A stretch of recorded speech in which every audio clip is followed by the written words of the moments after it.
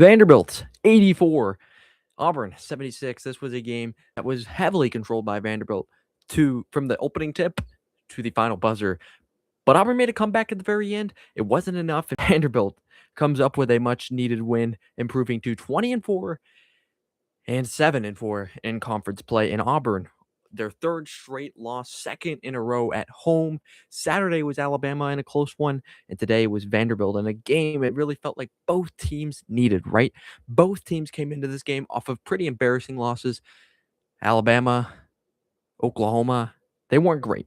But you come into this game, Vanderbilt, and you're the team that's more ready.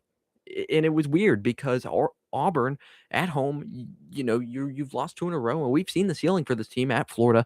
They can be one of the best teams in the SEC when clicking on all cylinders, but that was not the case today.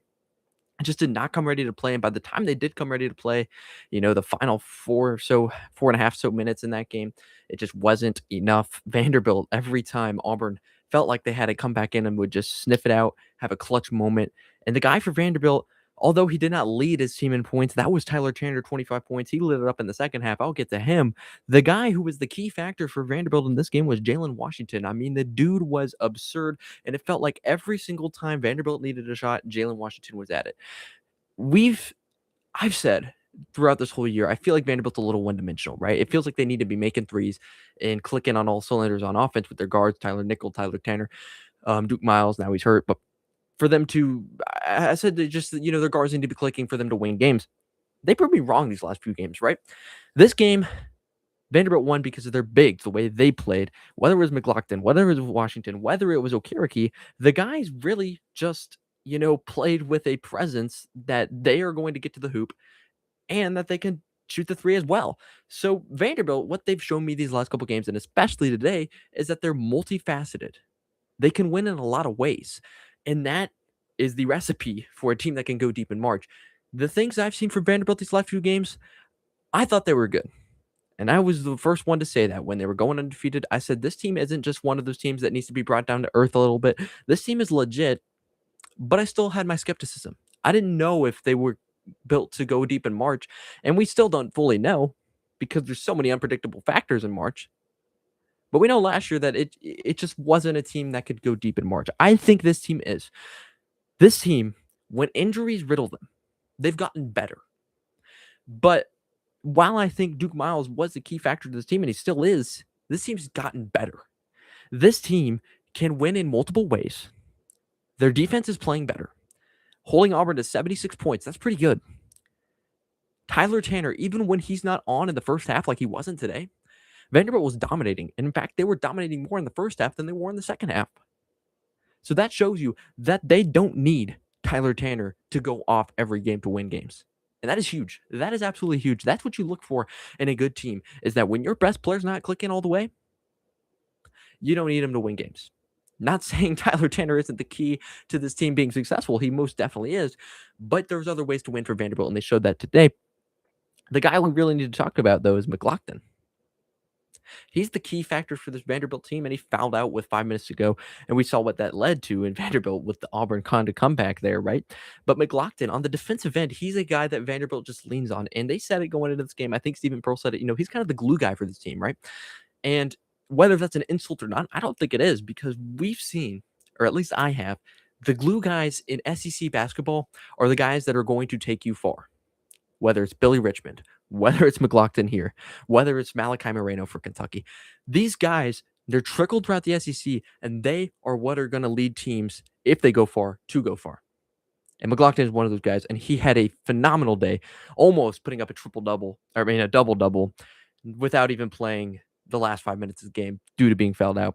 And, you got to clean up the fouls, but it's going to happen to everybody every now and then. A 15-point plus-minus for McLaughlin, and for Jalen Washington, a 16-point plus-minus. That's how good he was. But let's talk about Tyler Tanner for just a second here, and I'll get to Auburn later and the we need to do to make the tournament. But let's get to Tyler Tanner, because he didn't come out in the first half playing well, right? But he was fine with that, and he let his team lead him to, getting the lead. But at the end of this game, these last 5 minutes, when Vanderbilt needed it, Tyler Tanner was there. Tyler Tanner was there, and I said it throughout the broadcast, but just remember where Tyler Tanner was last year, right? Averaging 6 points per game. He was a promising freshman, but he was one of those guys where you knew he was going to take 3 to 4 years in college to maybe find his way, sniff his way into the NBA. Now you're looking at him in a totally different lens. Like, this guy's a top 20 draft pick. Now I don't know where he's going to get drafted, but this guy's really, really good. And when Vanderbilt needed him the most, when Mark Byington's team needed a guy to lean on, he was him. He was the guy to lean on. And it was Jalen Washington too. But at the end of the day, the guy Vanderbilt trusts the most is Tyler Tanner. And they will continue to do that. I have no fear, no doubt that they will continue to do that. This was a complete game for Vanderbilt, though. You never expected Auburn to just go away peacefully, silently. They needed this win. But every time Auburn got back, Vanderbilt responded. Every time Auburn, found a way to maybe push the momentum their side, they got the crowd into it. And the biggest point where I'm thinking about is where Auburn was on a 8 or 10 point run. They cut it to 6. It felt like the tide was shifting. And then I believe, Tyler Nichols shoots a 3 at the buzzer beater of the shot clock. He misses it, and then either Okereke or Washington gets the rebound and puts it in. That was the moment where you're just like, Auburn felt deflated after that because they had gotten a lot of stops in a row. That was another one that they were having. They made him spend all the shot clock, a terrible shot. But Vanderbilt just outworked him. And that's what it was all day. Because at the end of this day, this Vanderbilt team does not quit. And they have had their fair share of low points this game. Remember that game against Arkansas where they got absolutely destroyed. But the very next game, they were the same old Vanderbilt team that we've known and loved throughout this year. This Vanderbilt team is consistent. They can destroy teams. They can hang with teams, and they can win in so many different ways. And that's what leads to a deep run in March Madness. Vanderbilt is a team that you need to watch out for, not just your Sweet 16 little sleeper pick, but a dark horse for a Final Four run. That's why I said it, because what Vanderbilt has shown me these last few games, I get it against OU. That was a terrible loss. Flush that one out the toilet. But even in that game, when you were dead to rights, down like 20 or whatever, you came back and cut it to 1 and had a chance to win it at the end. That's unheard of. That's unspeakable. That's what Vanderbilt has done on a night in and night out basis. They are one of the best teams in the SEC, and they can beat anybody in the SEC, and they can beat anybody in the country when they're firing all cylinders. That being said, they still have some things to grow on. This game was a game that I felt like Auburn just needed, and they just came out guns a-blazing, and they silenced Auburn immediately. And for Auburn, I've talked about Vanderbilt this whole video, but for Auburn, 3 losses in a row. Rewind 2 weeks ago or whatever it was, you went to Florida, the best team in the SEC, I think, unanimously. I think we all know that, and they still are. And you handled them. And people are saying, oh, okay, watch out for Auburn. This is a team that, is going to wreak havoc in the SEC once again. It took them a while to find their footing, but they are just as good as they were with Bruce Pearl, now with Stephen Pearl. Since then, you've lost to Tennessee, but that was at Tennessee, and Tennessee's really hot. You can excuse that one, right? Then you lose to Alabama. That one sucks because it was at home. It was a rivalry, and it felt like that game was just, brewing for a win. I get the Charles Bediako thing, so maybe you can kind of excuse that one. But then a Tuesday night game after 2 back-to-back losses, if that doesn't fire you up, what will? And you're going against Vanderbilt, a good team, a great chance to boost your tournament hopes, to boost your seeding, whatever it is, and you come out flat. And that's unacceptable if I'm an Auburn fan. That's unacceptable from Stephen Pearl. Now, I'm not going to go here and say that Stephen Pearl should be fired or that he's not the answer, because I have seen sparks from him. I've seen sparks from this Auburn team, but the performance today, especially in the first half, was just unacceptable. And while they did kind of, make that comeback at the end, we just saw that they were out of gas. They had to expend so much energy to even make that comeback that at the end of the day, it wasn't enough. This is an Auburn team we know can be elite, and that's what makes it so much more painful for Auburn fans when you fall short again and again. Genuinely. Because, this is a team that we have seen be elite.